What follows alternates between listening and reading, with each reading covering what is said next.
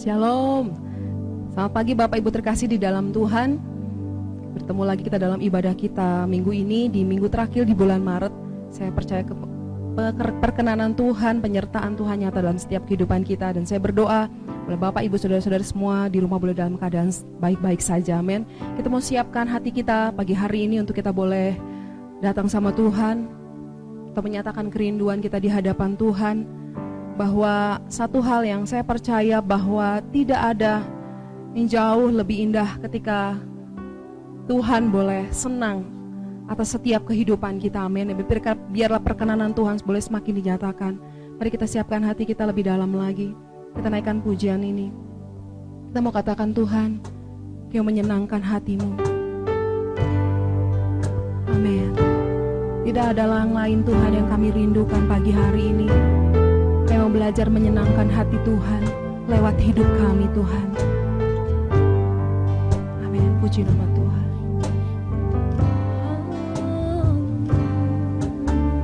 Tuhan, ku mau menyenangkan-Mu. Amin.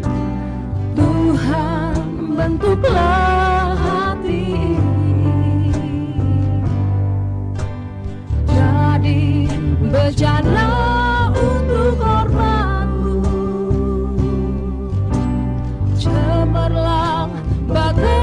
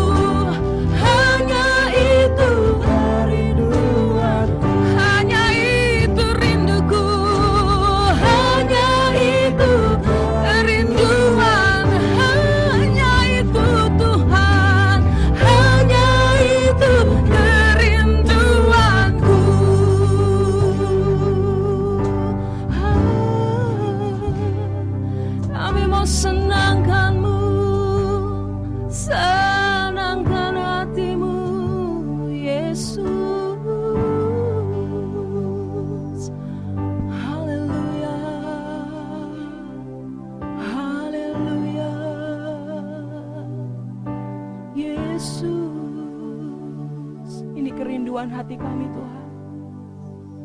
Kami mau hidup kami untuk selalu boleh menyenangkan hati Tuhan. Kami mau Tuhan, kalau hidup kami sesuai dengan apa yang Tuhan mau.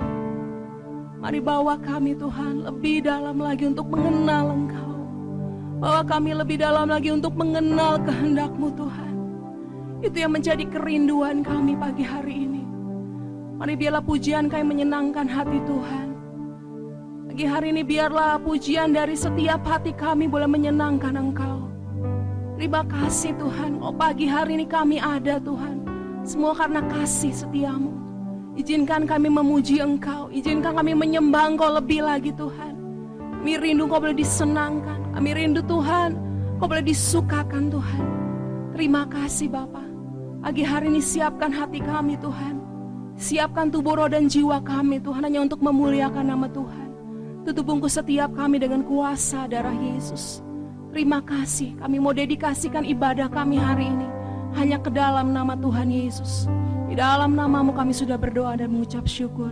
Haleluya. Amin. Puji nama Tuhan.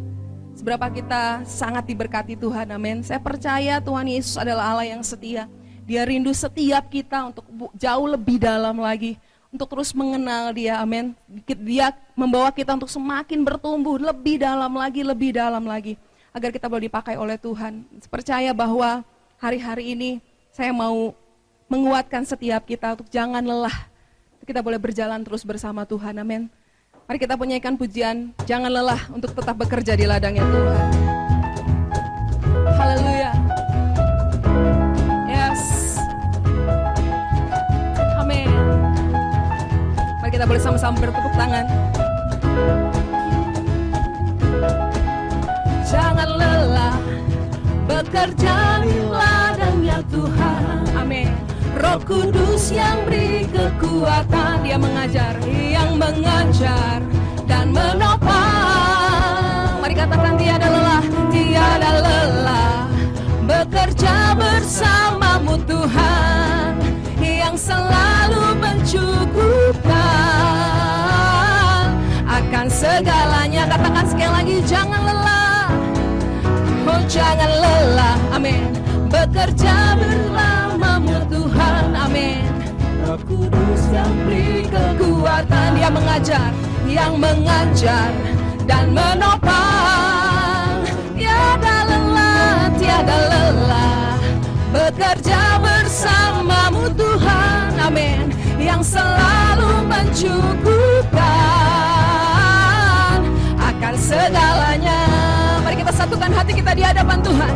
Ratakan tanah bergelombang, timbunlah tanah yang berlubang, menjadi siap dibangun di atas dasar. Mari katakan, ratakan tanah bergelombang, timbunlah tanah yang berlubang, ya, menjadi siap dibangun di atas dasar iman. Mari katakan, jangan lelah, amin. Tetap setia untuk bekerja di ladangnya Tuhan. Yes. Mari katakan, jangan lelah bekerja di ladangnya Tuhan. Roh Kudus yang beri kekuatan, Dia yang mengajar dan menopang. Mari katakan, tiada lelah bekerja bersama-Mu Tuhan, amin. Selalu yes, puji Tuhan akan segalanya. Mari jemaat Tuhan, ratakan tanah bergelombang, timbunlah tanah yang berlubang, menjadi siap dibangun di atas dasar. Katakan lebih sungguh lagi, ratakan tanah bergelombang, haleluya.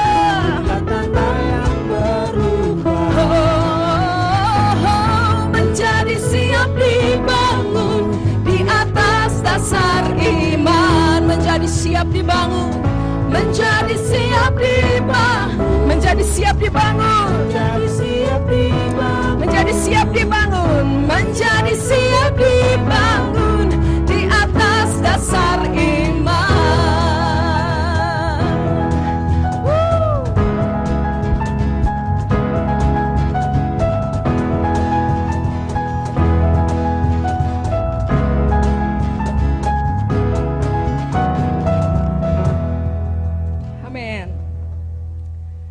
Saya percaya bahwa kekuatan kita datangnya dari Tuhan, amin. Itu yang membuat kita yakin dan percaya bahwa kesetiaan kita di dalam Tuhan, itu yang akan menyenangkan hati Tuhan.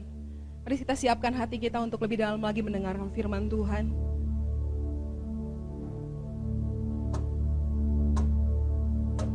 Yes, Lord. Amin. Bila setiap hati kita dipulihkan, firman Tuhan berkata bahwa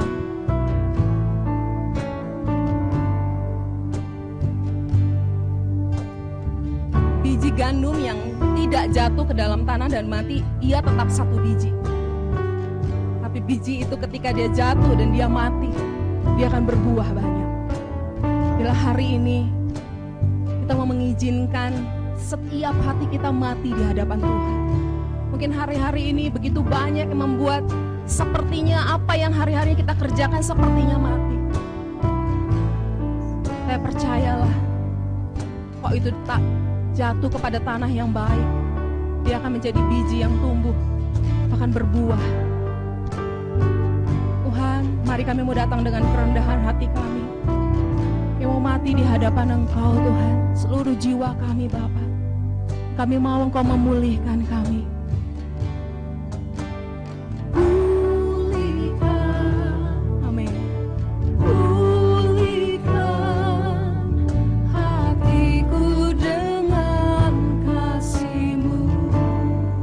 Setiap kami Tuhan,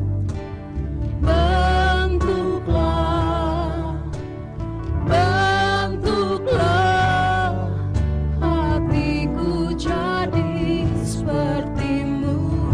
Biarlah kekudusan-Mu memenuhiku Tuhan. Tuhan ini rinduku. Mari katakan, ubah hatiku seperti hati-Mu. Biarlah kudus berkenan bagimu, bagaikan emas yang murni Tuhan, bagaikan emas yang murni, bentuk hatiku selalu. Biar ku menjadi ciptaan baru, bebas dari semua yang jahat.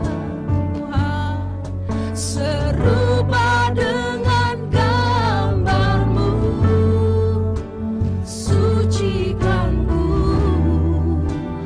kuduskan hatiku Tuhan. Kami mau datang lebih dalam lagi Tuhan.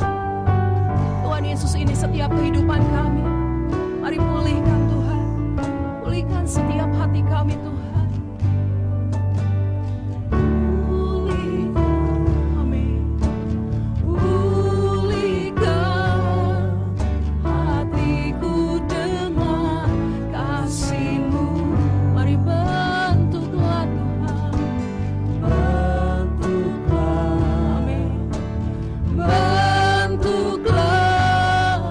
hatiku jadi seperti-Mu.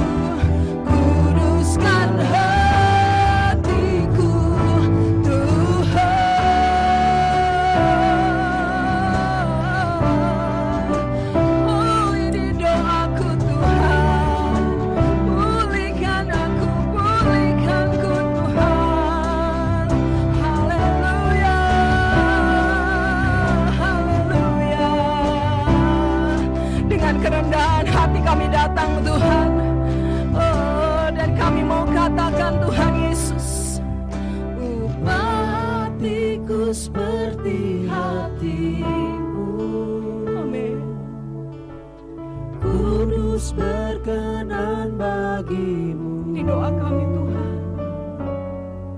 Bagaikan emas yang murni, Murnikan setiap hidup kami. untuk hatiku. Jadikan kami seperti biji yang mau mati di hadapan Engkau Tuhan. Biar ku menjadi ciptaan baru. Bebas, bebas dari semua yang jahat. Kami mau serupa dengan Engkau, serupa dengan gambar-Mu. Sucikan ku, kuduskan hatiku, ubah hatiku seperti hati-Mu yang kudus dan yang berkenan. Haleluya. Bagaikan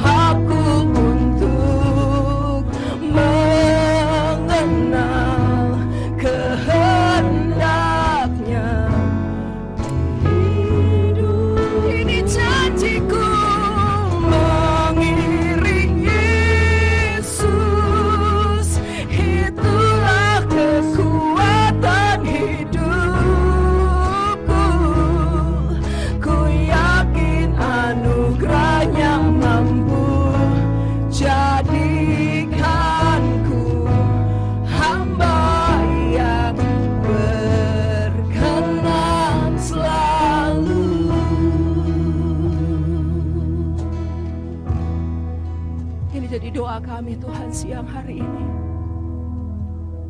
mengikut Engkau, mengiring Engkau adalah bagian yang paling berharga dalam hidup kami. Mengenal apa yang menjadi kehendak-Mu dalam hidup kami Tuhan. Dan berdoa siang hari ini, jadikan kami seperti sebuah biji yang jatuh lalu mati Tuhan. Biji itu boleh tetap bertumbuh bahkan berbuah Tuhan. Kami rindu bahwa kehidupan kami boleh menjadi berkat. Pulihkan hati kami. Jadikan kami menjadi sebuah biji yang setia, yang tahu apa yang menjadi kehendak-Mu Bapa. Untuk kami boleh bertumbuh serupa dan segambar dengan Engkau. Yesus, perkenanan-Mu Tuhan yang kami perlukan pagi hari ini dinyatakan atas setiap kehidupan kami. Mari Yesus, ini doa kami, ini janji kami di hadapan Engkau, bahwa kami mau belajar setia untuk selalu mengikut Engkau, untuk selalu mengiring Engkau. Mengikut Yesus, itulah kesukaan hatiku. Ku lepas semua hakku untuk mengenal kehendaknya di hidup. Ini janji kami Tuhan. Mengiring Yesus, itulah kekuatan kami, kekuatan hidupku. Dan kami yakin Tuhan, anugerahnya mampu jadikanku hamba yang berkenan selalu. Terima kasih Tuhan. Ini doa kami Tuhan, persembahan kami Tuhan, biar boleh berkenan di hadapan Tuhan. Izinkan siang hari ini setiap kami hamba-hamba-Mu Tuhan boleh duduk diam mendengarkan kebenaran firman-Mu Tuhan. Biarlah benih firman-Mu boleh ditabur di tanah yang baik. Biarlah firman-Mu boleh masuk ke dalam hati kami Tuhan, boleh berakar Tuhan, boleh bertumbuh, bahkan berbuah, berlimpah-limpah dalam kehidupan kami. Terima kasih Yesus, terima kasih Roh Kudus, urapi setiap kami. Hanya di dalam nama Tuhan Yesus saja Tuhan, kami berdoa dan mengucap syukur. Mari jemaat Tuhan yang siap mendengarkan firman Tuhan, katakan amin. Puji nama Tuhan. Shalom saudara-saudara, selamat kita berbakti lagi, memuji besarkan nama Tuhan, mendengarkan firman Tuhan, bersekutu dengan saudara-saudara seiman. Dan tanpa terasa hari ini kita sudah beribadah di minggu terakhir di bulan Maret tahun 2021. Dan tanpa terasa juga kita sudah mengalami pandemi ini lebih dari setahun ya saudara-saudara. Mungkin di antara saudara ada yang merasa heran, dulu tidak yakin bisa melewati masa pandemi. Tapi toh ternyata Tuhan tetap menyertai kita sampai saat ini, amin. Dia tetap baik, Dia tetap menjadi Allah kita yang luar biasa, Allah kita yang perkasa, Allah kita yang mampu memelihara kehidupan kita. Oleh karena itu kita seharusnya tetap yakin dan percaya bahwa Tuhan itu ada bagi kita. Tuhan akan selalu setia, melindungi, menjaga kita, memberikan yang terbaik bagi kita sesuai dengan kasih karunia-Nya, sesuai dengan apa yang telah Dia rencanakan dalam kehidupan kita. Maka daripada itu tetaplah setia kepada Tuhan. Amin. Kita akan masuk di dalam firman Tuhan pada pagi hari ini.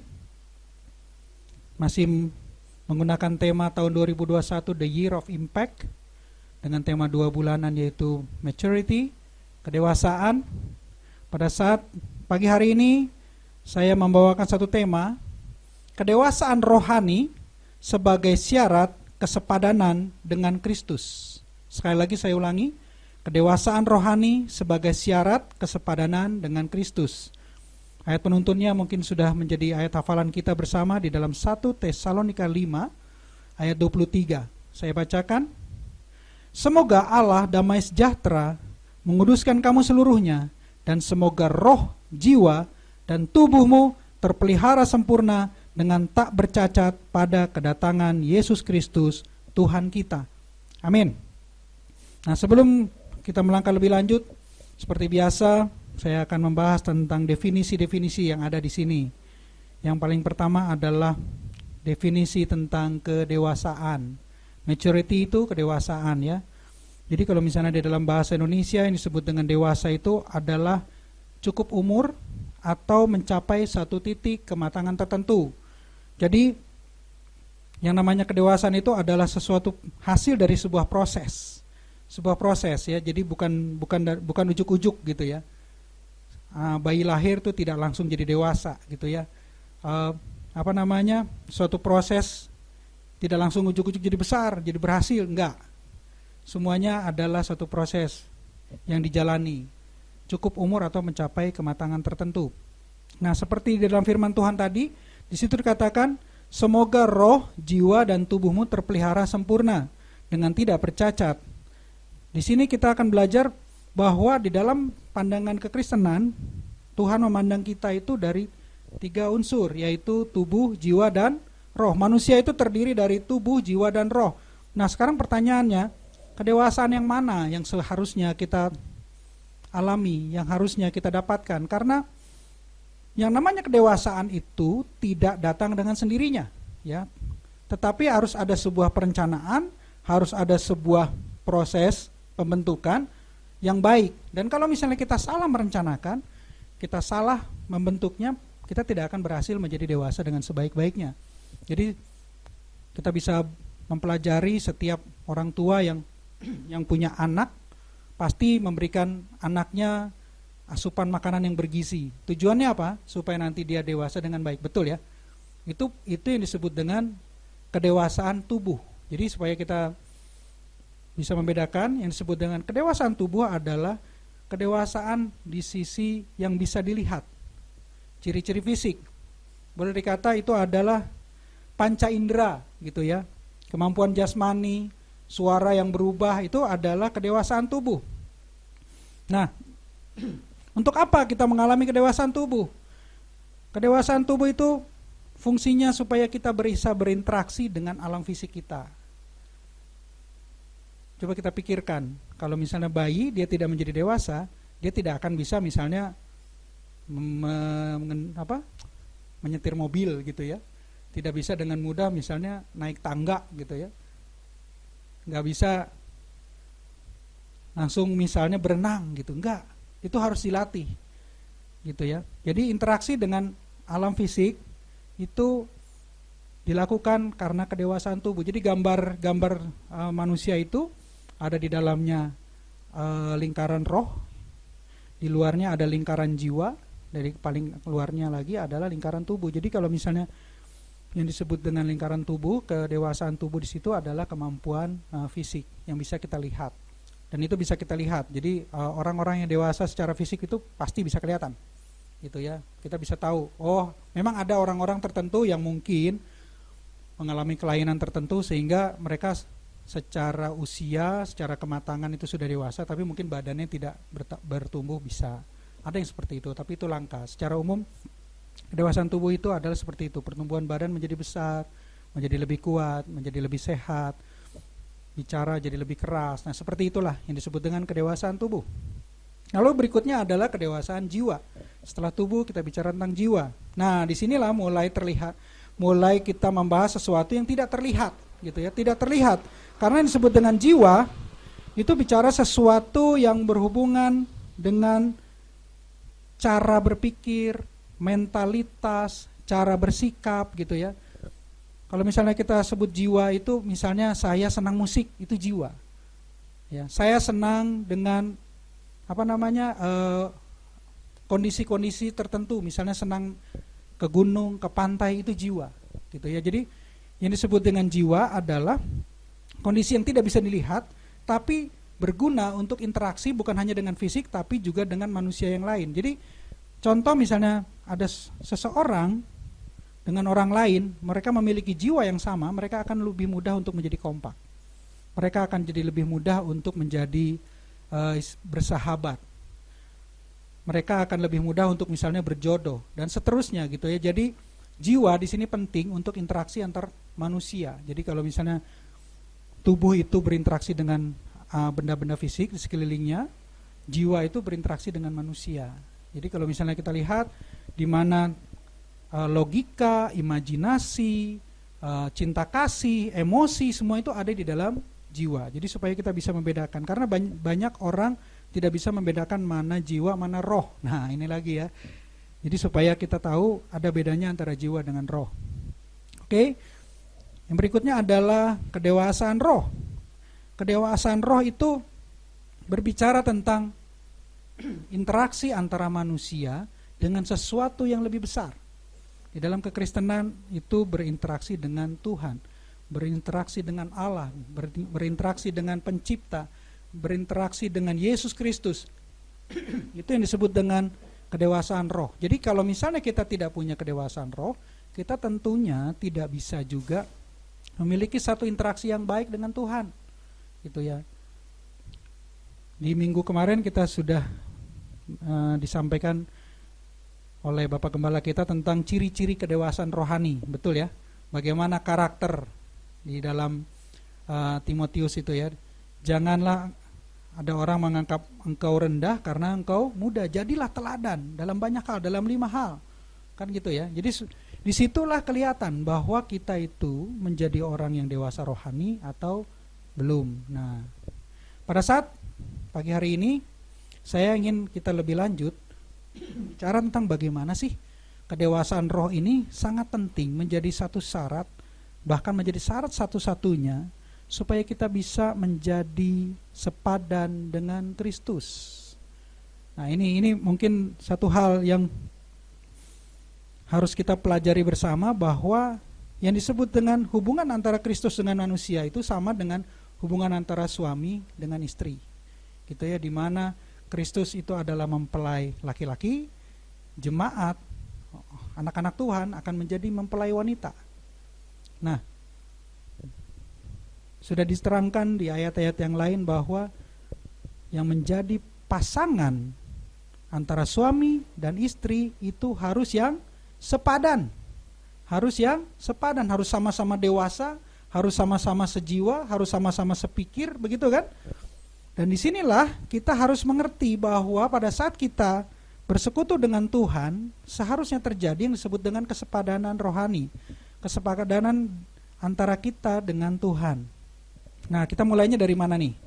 Kita lihat ya. Jadi ada beberapa poin yang akan saya sampaikan di sini tentang bagaimana kedewasaan rohani sebelum menjadi kesepadanan dengan Kristus tadi.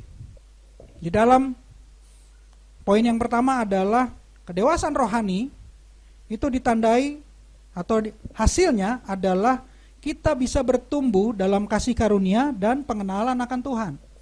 Yang pertama, kalau kita dewasa rohani adalah kita bertumbuh di dalam kasih karunia dan pengenalan akan Tuhan. Itu tertulis di dalam 2 Petrus 3 ayat 18. 2 Petrus 3 ayat 18. Saya bacakan di sini. Tetapi bertumbuhlah dalam kasih karunia dan dalam pengenalan akan Tuhan dan Juru Selamat kita Yesus Kristus. Baginya kemuliaan sekarang dan sampai selama-lamanya. Jadi yang paling pertama pada saat kita dewasa rohani hasilnya adalah kita selalu punya kasih karunia dan pengenalan akan Tuhan, itu selalu ingin lebih lagi gitu ya. Nah di sini kita harus mulai melihat kepada diri kita. Sudah sampai di mana? Sudah sampai di mana kita rasanya ingin mengenal Tuhan? Apakah kita merasa cukup Tuhan, saya sudah tidak mau lagi. Cukup Tuhan, aku rasanya udah tahu lah. Sudah bosan baca Alkitab, sudah bosan ibadah.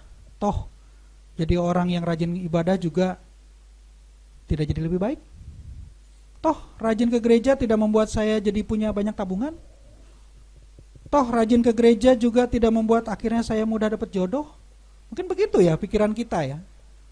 Kadang-kadang kita mencampurkan yang tadi itu, antara kepentingan roh dengan kepentingan jiwa. Kepentingan roh dengan kepentingan jiwa, sehingga kita merasakan bahwa yang salah ini rohnya, padahal sebenarnya itu jiwa kita yang salah, gitu kan. Bisa saja sebenarnya kita itu susah jodoh karena memang kita menjadi orang yang sulit untuk didekati.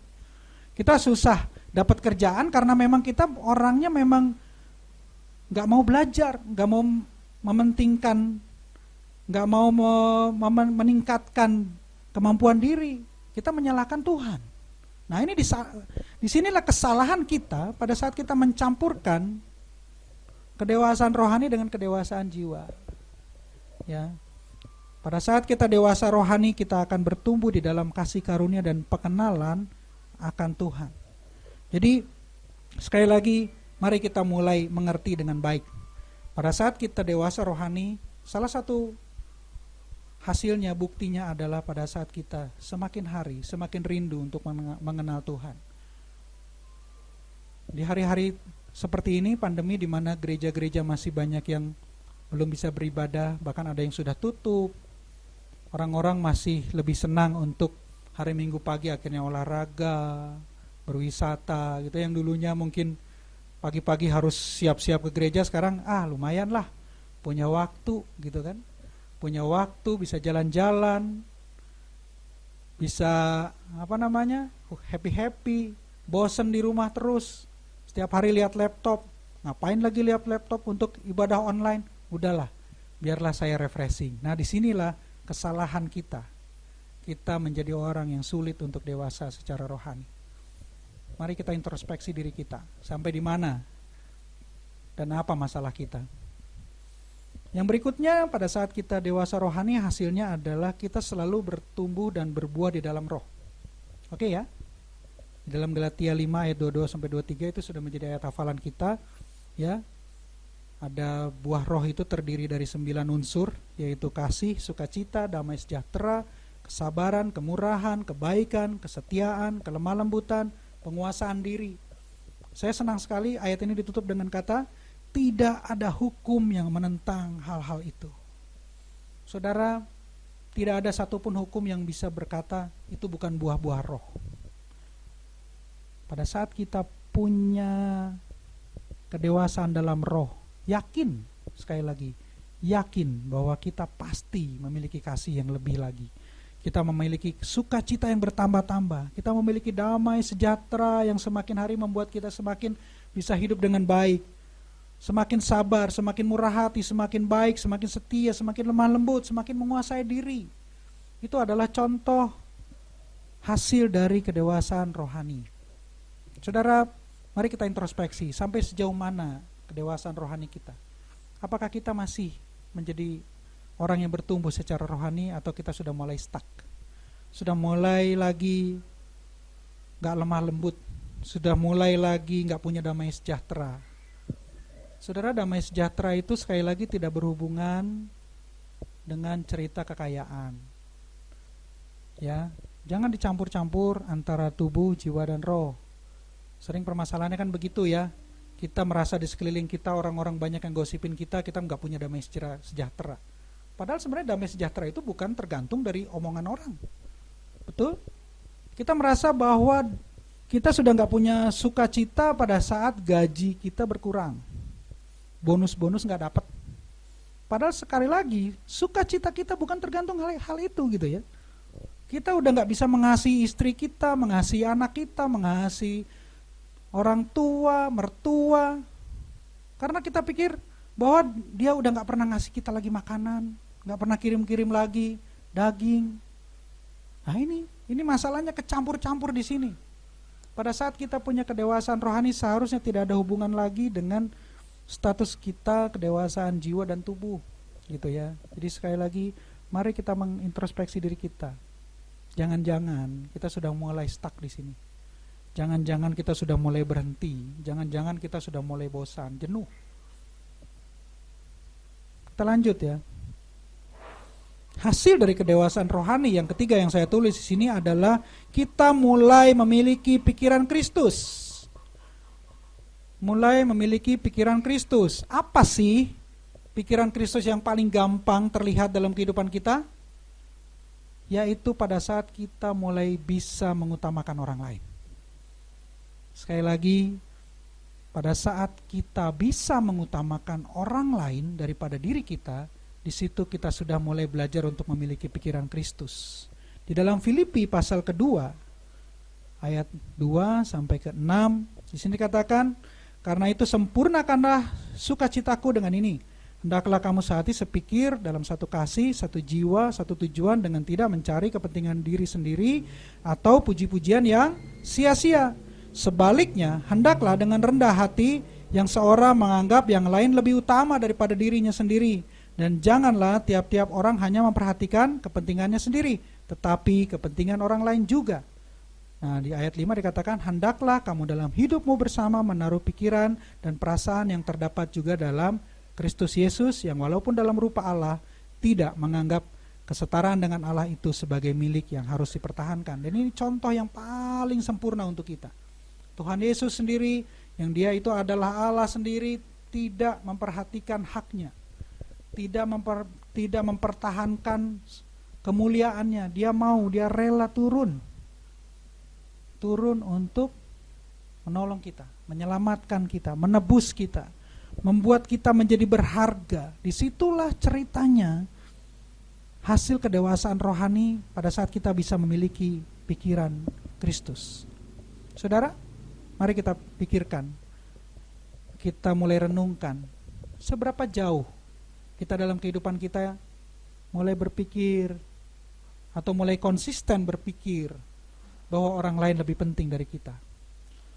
Seberapa jauh di antara kita yang berpikirnya, saya mau ibadah kalau banyak orang, saya mau ibadah kalau saya lagi sehat, saya mau melayani kalau hati saya lagi enak, saya mau melakukan A, melakukan B, melakukan kalau gitu loh.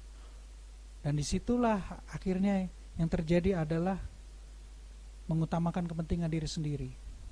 Hati-hati saudara, hati-hati sekali lagi. Salah satu ciri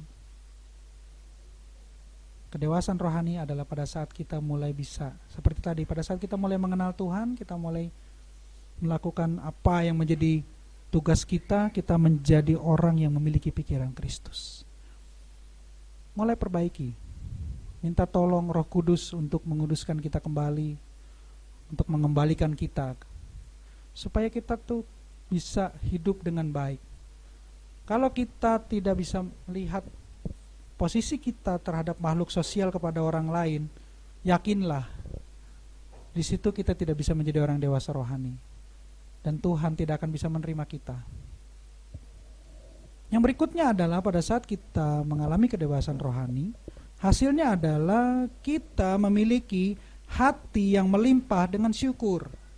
Sekali lagi saya katakan, memiliki hati yang melimpah dengan syukur. Jadi pada saat kita punya kedewasaan rohani, kita itu limpah dengan syukur. Gak banyak komplain, gak banyak keluhan, gak banyak apa istilahnya itu, melihat segala sesuatu dari sisi untung rugi. Gak banyak melihat kita lagi posisinya, lo doang gitu ya. Aku kok gak dapat apa-apa, orang lain selalu dapat lebih banyak berkat. Saya kenapa selalu menderita? Sekali lagi ya, kadang-kadang kita tuh melihat diri kita itu dari posisi yang salah gitu loh. Kita melihat hidup kita itu dari posisi kepentingan tubuh dan kepentingan jiwa, sehingga roh kita ini jadi terbengkalai. Hati yang melimpah dengan syukur, di dalam Kolose 2 ayat yang ke-7 saya bacakan di sini, hendaklah kamu berakar. Sekali lagi, salah satu syarat untuk bertumbuh adalah harus berakar. Hendaklah kamu berakar di dalam Dia dan dibangun di atas Dia. Hendaklah kamu bertambah teguh dalam iman yang telah diajarkan kepadamu, dan hendaklah hatimu melimpah dengan syukur. Apa yang saudara rasakan pada saat saudara menyanyikan, hatiku limpah dengan syukur, sebab Tuhan baik. Benar enggak? Kita benar-benar merasakan kebaikan Tuhan. Benar enggak pada saat itu? Apakah benar-benar kita menyanyikannya dengan penuh kesungguhan, dengan menyatakan benar Tuhan, aku melimpah dengan syukur. Apapun yang terjadi, aku lebih banyak merasakan kebaikan Tuhan daripada hal-hal yang mungkin tidak menyenangkan hati saya. Di situ kedewasaan rohani saudara bisa diuji, bisa dites gitu ya. Apakah kita banyak komplain melihat orang lain naik pangkat, orang lain dapat door prize gitu ya, orang lain menang pertandingan, kita malah sirik. Padahal dipikir-pikir nggak ada hubungannya kan. Apakah dengan itu kita jadi rugi? Kan tidak, gitu ya. Belajar kita memikirkan kebaikan Tuhan. Dari pagi sampai pagi lagi, kita harus memikirkan, Tuhan Engkau baik. Aku bisa bangun pagi dengan sehat. Aku bisa menikmati udara segar. Aku bisa makan dengan nikmat. Orang yang kena COVID, saudara tahu kan, lidahnya nggak bisa merasakan makanan, nafasnya nggak bisa hidungnya nggak bisa mencium bau-bauan. Sesuatu yang mungkin kita anggap sepele, tapi begitu dirasakan kayak mau mati, saudara. Benar-benar gitu ya. Coba saudara tanyakan nanti kepada orang-orang yang sudah mengalaminya. Limpah dengan syukur. Begitu banyak. Kalau misalnya kita bikin list, saya bersyukur karena, bisa saja mungkin satu buku itu bisa tidak ada habisnya kita tulis gitu ya. Dan kalau misalnya kita balik, saya tidak bersyukur karena apa gitu. Coba dibandingkan. Seharusnya kita memiliki hati yang lebih melimpah dengan syukur. Dan itu adalah tanda bahwa kita sudah mengalami kedewasaan rohani. Yang berikutnya adalah pada saat kita memiliki kedewasaan rohani, hasilnya adalah ini yang sebaliknya.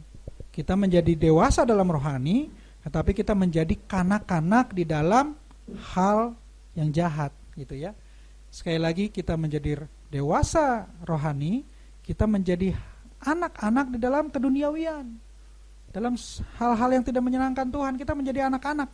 Di dalam 1 Korintus 14 ayat yang ke-20 berkata, saudara-saudara, janganlah sama seperti anak-anak dalam pemikiranmu. Jadilah anak-anak dalam kejahatan, tetapi orang dewasa dalam pemikiranmu. Nah itu, jadi bertumbuh ke arah Tuhan akan membuat kita mengecil ke arah dunia, gitu ya. Jadi pada saat kita mendekat kepada Tuhan, yakinlah hal-hal duniawi itu akan makin lama makin jauh. Nah, sekarang kita mulai bisa introspeksi sekali lagi. Apakah selama ini hal-hal duniawi ini makin lama makin dekat apa enggak? Kita nyanyi lagu rohani rasanya kok malah makin gak enak ya. Lebih enak lagu-lagu Korea gitu ya. Kita mau baca Alkitab, gak enak ya. Lebih enak dengerin podcast artis-artis gitu ya, streaming YouTube, ngikutin akun TikTok gitu. Nah, di sini mulai kita lihat apakah kita menjadi dewasa di dalam rohani atau tidak. Mudah sekali pada saat kita merasa semakin hari ya mendengarkan firman Tuhan so-so aja lah. Kalaupun didapat ya syukur, kalau enggak juga enggak apa-apa. Tetapi saya harus ngikuti itu artis A itu dari pagi sampai sore dengerin gitu ya. Dia mau mainin anaknya, mainin kucingnya, harus ikut, harus tahu gitu kan. Nah ini repot. Oke, jadi pada saat kita melihat bahwa kehidupan kita tidak menjauh kepada dunia, kita bisa mengerti bahwa saya ini belum dewasa rohani. Masih banyak hal yang harus saya bongkar. Masih banyak hal yang harus saya perbaiki. Masih banyak hal yang harus saya pulihkan, minta tolong sama Tuhan. Pulihkan lagi Tuhan, gitu ya. Dan hasil kedewasaan rohani yang tertinggi, yang terakhir, seperti yang saya sudah sampaikan tadi, kita siap menjadi mempelai Kristus. Sekali lagi saya katakan, kedewasaan rohani yang terakhir adalah pada saat kita siap, kita sudah dianggap sempurna untuk menjadi mempelai Kristus. Mempelai Kristus mungkin tidak banyak dibahas di dalam Alkitab, di dalam mungkin kitab Wahyu, Di situ diceritakan tentang pernikahan anak domba gitu ya. Perjamuan kawin anak domba. Nah, tapi kita bisa melihat dari padanannya di dalam Efesus 5 ayat 23, di situ katakan bahwa suami adalah kepala istri sama seperti Kristus adalah kepala jemaat. Ya, sekali lagi Efesus 5 ayat 23 dikatakan, karena suami adalah kepala istri sama seperti Kristus adalah kepala jemaat, dialah yang menyelamatkan tubuh. Jadi akan ada satu posisi di mana kita dengan Kristus harus menjadi satu sama suami dengan istri. Kristus adalah kepala, kita adalah tubuhnya. Dan seperti itu. Dan saudara bisa bayangkan kalau antara kepala dengan tubuh tidak sepadan, apa yang terjadi? Akan jadi makhluk yang aneh gitu ya. Kepalanya besar sendiri, badannya kecil, atau sebaliknya gitu. Dan di sini, makanya saya katakan di sini, kedewasaan rohani adalah satu modal, satu syarat utama bagaimana kita bisa menjadi mempelai Kristus. Dalam 1 Korintus 1 ayat 8 dan 9 berkata, ia juga akan meneguhkan kamu sampai kepada kesudahannya. Sekali lagi, ia juga akan meneguhkan kamu sampai kepada kesudahannya, sehingga kamu tak bercacat pada hari Tuhan kita Yesus Kristus. Ayat 9, Allah yang memanggil kamu kepada persekutuan dengan anaknya Yesus Kristus, Tuhan kita adalah setia. Jadi di sini dikatakan kita dipanggil untuk menjadi bersekutu dengan Tuhan. Jadi sekali lagi, posisi persekutuan manusia, umat Tuhan dengan Kristus itu bukan persis kayak laki-laki dan perempuan begitu ya, tidak. Tetapi value, nilai persekutuannya. Pada saat, saudara mungkin tahu ya, pada saat pernikahan itu diberkati, itu adalah dua menjadi satu. Nah seperti itu. Disitulah kita bisa menjadi satu dengan Tuhan. Aku di dalam engkau, engkau di dalam aku. Nah seperti itu. Syarat untuk menjadi mempelai Kristus. Makanya saudara, saya katakan di sini, mari kita belajar terus untuk berubah. Mari kita belajar terus untuk selalu bertumbuh. Mari kita belajar terus untuk selalu mencari apa sih sebenarnya kehendak Tuhan dalam kehidupan kita. Kita melihat begitu banyak hal yang diperlukan dalam pelayanan, dan kita masih melihat begitu kurangnya pelayan-pelayan. Ya, tuayan banyak, tetapi pekerja sedikit. Mari kita bekerja sama, menjadi orang-orang yang punya kedewasaan rohani, menjadi orang-orang yang punya satu kerinduan, menjadi orang-orang yang selalu mau memberikan yang terbaik untuk kemuliaan nama Tuhan. Saudara, sekali lagi saya katakan, kedewasaan bukan datang dengan sendirinya. Gak bisa kita diam aja terus ujuk-ujuk dewasa. Kedewasaan harus kita rencanakan, harus kita programkan, harus kita jaga, harus kita pelihara, sehingga kedewasaan itu akan menjadi kedewasaan yang baik. Dewasa secara utuh, dewasa secara sempurna. Inilah menjadi firman Tuhan saya pada saat pagi hari ini, kiranya menjadi berkat buat kita semua. Bila Roh Kudus bisa menguatkan kita, mengingatkan kita terus, supaya kita tidak berhenti dalam pertumbuhan. Kita tidak stuck dalam pertumbuhan kita. Kita tetap maju, dan maju untuk mencapai kemenangan dalam Tuhan. Mari kita tundukkan kepala. Tuhan, terima kasih atas firman-Mu yang telah Engkau berikan lagi kesempatan kepada kami untuk kami menikmatinya. Hamba sangat terbatas Tuhan dalam menyampaikan firman ini Tuhan, karena hamba tahu ini adalah sesuatu yang sangat besar, sangat mulia, sangat ajaib Tuhan. Tapi biarlah Roh Kudus, Roh penolong itu bisa menolong kami, untuk kami selalu bertumbuh di dalam Engkau, supaya kami bisa mengerti, supaya kami bisa memahami, kami bisa menghidupi firman Tuhan. Kami sebagai anak-anak-Mu Tuhan, menantikan kondisi kami di mana satu saat kami akan disempurnakan, kami akan diangkat, kami akan menjadi mempelai surga, Kami akan menjadi Tuhan satu dengan Engkau. Terima kasih Tuhan, terima kasih. Biarlah iman kami tetap Tuhan dijaga. Untuk kami selalu Tuhan melihat kepada Engkau saja Tuhan. Tidak melihat saja kepada kondisi tubuh kami. Tidak melihat kesenangan-kesenangan jiwa kami. Tetapi kami memandang kepada Engkau. Karena di dalam Engkau saja ada kekekalan. Terima kasih Tuhan. Karuniakanlah Roh Kudus-Mu selalu untuk membimbing kami Tuhan. Kami akhiri Tuhan firman Tuhan pada saat pagi hari ini. Di dalam nama Tuhan Yesus kami berdoa, kami mengucap syukur. Haleluya. Amin. Puji nama Tuhan, seberapa dari kita diberkati oleh kebenaran firman Tuhan pagi hari ini, amin. Dan saya sangat percaya bahwa kita semua diberkati oleh kebenaran firman Tuhan. Biarlah firman Tuhan boleh tertanam dalam setiap kehidupan kita.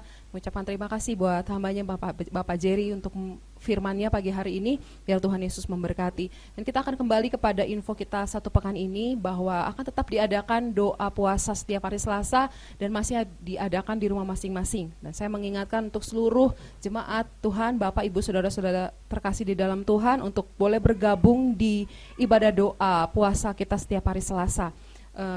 Lalu untuk info selanjutnya, untuk ibadah Jumat Agung dan ibadah Paskah kita minggu depan, kita akan infokan selanjutnya di grup WA ataupun secara personal, nanti akan kita infokan lebih jelasnya. Itu saja pengumuman kita satu pekan ini. Kita akan siapkan hati kita untuk berdoa syafaat dan menerima doa berkat. Saya undang Bapak Gembala. Kita akan sama-sama berdoa, mengucap syukur kepada Tuhan. Bapa yang baik, kami bersyukur, kami berterima kasih buat setiap kebenaran firman yang boleh kami dengar, setiap waktu yang boleh kami menangkan dalam ibadah kami ya Tuhan.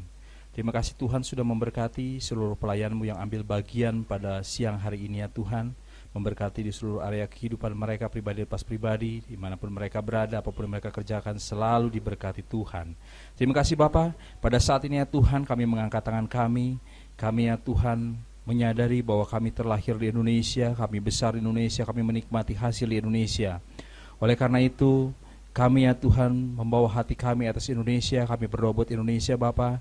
Biarlah Tuhan Indonesia dipenuhi dengan kemuliaan-Mu Tuhan.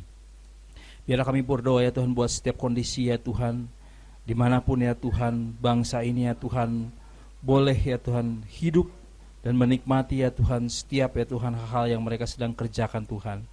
Biarlah Bapa, kami berdoa buat setiap daerah-daerah yang hari ini masih terinfeksi dengan virus COVID-19 ataupun virus-virus lainnya yang mengintimidasi setiap kebebasan kesehatan anak-anak-Mu ya Bapa. Biarlah ya Tuhan, hamba serahkan semua ke dalam tangan Engkau, Kau pulihkan Indonesia Bapa. Biarlah Indonesia boleh mengalami kesembuhan daripada Engkau ya Tuhan. Terlebih biarlah ya Tuhan bangsa kami ini boleh mendapatkan perkenanan daripada Engkau, dan biarlah bangsa kami boleh terus mengalami pemulihan yang sempurna ya Bapa. Terima kasih Tuhan, kami berdoa ya Tuhan, dan kami percaya bahwa pemimpin berasal daripada Engkau. Oleh karena itu kami berdoa buat setiap pemimpin kami, mulai dari pucuk pimpinan. Kami berdoa buat Bapak Presiden, wakil, para pemimpin kabinet, para menteri, para pemimpin sampai ke pelosok-pelosok daerah RT RW. Biarlah Bapak Engkau menyertai mereka dengan hikmat marifat-Mu, agar setiap apa yang mereka kerjakan, mereka lakukan, mereka putuskan itu berasal daripada Engkau, dan disertai dengan hikmat penyertaan yang daripada Engkau saja Tuhan. Pakai setiap anak-anak-Mu ya Tuhan yang ambil bagian ya Tuhan, duduk di dalam kursi pemerintahan, kursi-kursi jabatan.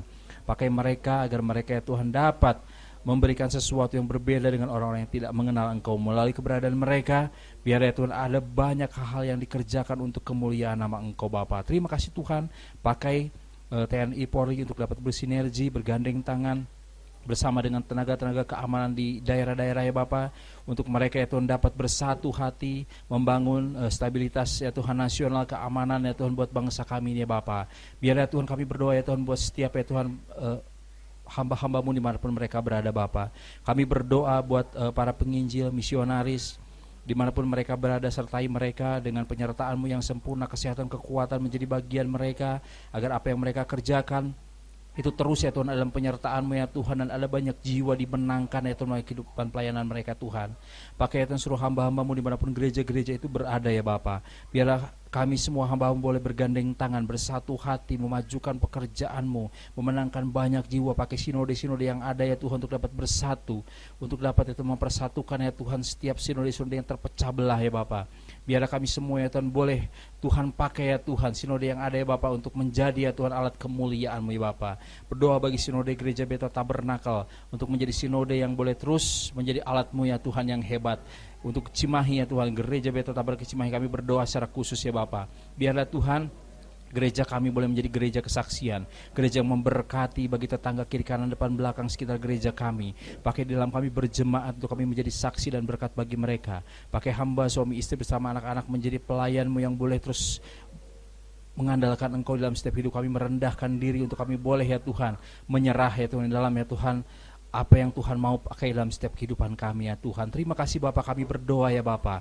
Biar ya Tuhan buat seluruh anak-anak-Mu itu dimanapun mereka berada ya Tuhan pada saat ini ya Tuhan. Sidang jemaat-Mu ya Tuhan yang mereka dalam keadaan sakit, Tuhan sudah sembuhkan. Yang lemah Tuhan kuatkan, dan mereka yang hari ini ambil keputusan untuk mereka undur daripada Engkau, Tuhan peluk mereka dengan cinta kasih-Mu, agar mereka boleh ya Tuhan dipertemukan dengan cinta kasih-Mu yang sempurna, dan mereka boleh menyatakan bahwa Engkau juru selamat pribadi atas hidup mereka ya Bapa. Terima kasih Bapa, terima kasih sekali lagi Engkau memberkati para pelayan-Mu yang sudah ambil bagian dalam pelayanan pada siang ini ya Tuhan. Memberkati para orang tua kami di gereja kami ini ya Tuhan, dengan berkat-berkat yang sempurna, penyertaan, penjagaan yang daripada Engkau ya Tuhan. Biarlah Tuhan pakai mereka ya Tuhan untuk menjadi suri toladan bagi setiap kami yang muda ya Tuhan, agar kami dapat melihat teladan dari kehidupan mereka ya Tuhan, di dalam kesetiaan ya Tuhan, di dalam Engkau ya Bapa. Terima kasih Bapa, terima kasih. Biar Tuhan segala sesuatunya kami kembalikan ke dalam tangan Engkau. Pekerjaan Tuhan, pembangunan gereja ini ya Tuhan, kami serahkan semua ke dalam tangan Engkau. Setiap dana yang kami butuhkan Tuhan sudah cukupkan. Setiap pekerja-pekerja yang ambil bagian dalam pembangunan ini Tuhan sehatkan, kuatkan, dijauhkan dari mara bahaya kecelakaan. Biarlah Tuhan kami memulai bersama dengan Engkau ya Bapa. Kami melakukan itu bersama dengan Engkau, dan kami mengakhiri itu bersama dengan Engkau ya Bapa. Dan semuanya untuk hormat dan kemuliaan nama Engkau saja Bapa. Terima kasih Tuhan buat ibadah Jumat Agung, juga ya Tuhan ibadah Paskah, hamba serahkan semua ke dalam tangan Engkau ya Bapa. Kehendak-Mu yang jadi, kami hanya berpikir bahwa kami memberikan yang terbaik bagi Engkau saja ya Bapa. Terima kasih Bapa. Pada akhirnya kami akan sama-sama ya Tuhan mengakhiri ibadah kami ya Tuhan. Kita sama-sama tadahkan tangan kita, arahkanlah hati dan pikiranmu kepada Tuhan. Kiranya kasih karunia Allah Bapa, cinta kasih Tuhan Yesus Kristus di dalam persekutuan bersama dengan Roh Kudus memberkati, menyertai kamu sekalian, memberkati rumah tanggamu, memberkati pekerjaanmu, memberkati usahamu, memberkati pendidikanmu, memberkati setiap pengharapanmu, buah kandunganmu, diberkati Tuhan. Apapun yang engkau sedang gumulkan itu dijawab oleh Tuhan tepat waktu, sesuai dengan yang terbaik itu menurut kehidupanmu di dalam Tuhan. Biarlah engkau akan terus di bawah Tuhan, naik tinggi, melejit bersama dengan Tuhan, tidak pernah turun, karena engkau adalah kepala bukan ekor. Oleh karena itu terimalah berkat, cinta kasih dan damai sejahtera Allah mulai saat ini sampai Maranatha Tuhan Yesus datang untuk kedua kalinya. Di dalam nama Tuhan Yesus Kristus hamba sudah berdoa dan mengucap syukur. Setiap kita yang diberkati, kita sama-sama katakan amin. Selamat hari Minggu, Tuhan Yesus memberkati.